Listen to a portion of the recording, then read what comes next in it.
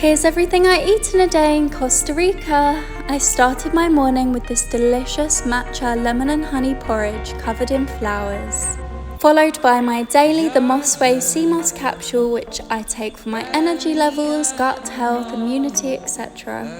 Then I had a lovely meal of boiled pumpkin, salad, sprouts and hummus. And I'm so busy out here at the moment, so super hungry. I had a matcha and 4 of these tahini honey chocolate energy balls. Also a raw carrot for my hormones and eye health. Then to give me a little more energy before I went out for dinner tonight, I had The Moss Way Sea Moss Clarity Tea. For dinner I had this delicious vegetable pizza from our local pizza place, followed by a sleepy tea when I got home.